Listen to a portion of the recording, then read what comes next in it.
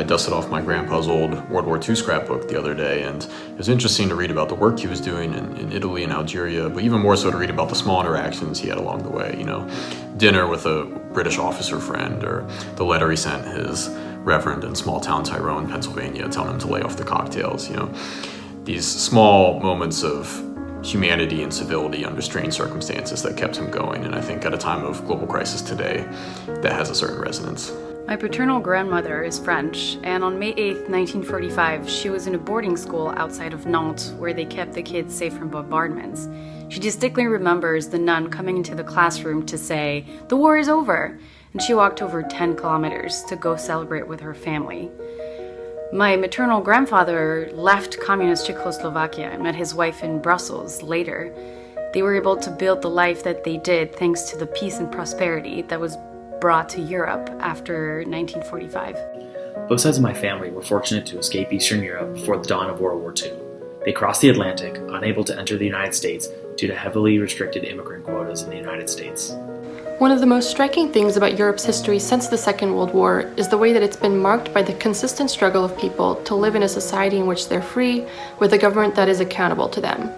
Today, especially in former communist or socialist states, this struggle continues, and I hope that the next 75 years will bring more progress. The aspect of the post-1945 order that I want to see survive is global governance frameworks. As the influence of individuals, regions, cities, and countries grows, objective rules and norms will be even more critical to protecting our shared interests. On this day, we commemorate the victory of Allied forces over Nazi Germany and fascism.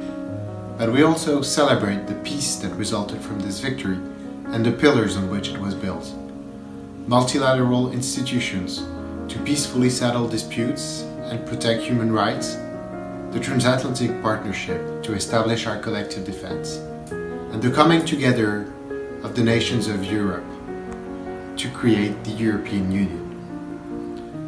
This legacy was made possible by the sacrifices and the courage of previous generations. It is up to ours to defend it. The tremendous sacrifices people had made created a determination that the world after 1945 would be far better than the world before it. And one of the great successes of the new system is that no longer would one country be able to invade another with impunity. There are two essential lessons that came out of the 1945 era. Lesson number one, prepare for the future. It is essential. Wartime planners and leaders, even though they were unsure how the war would be executed, or even if they would be successful, understood that they had to create the new international economic order and the new international order based on conflict resolution and respect for international rules and norms. The second important lesson, there can be no victory without allies.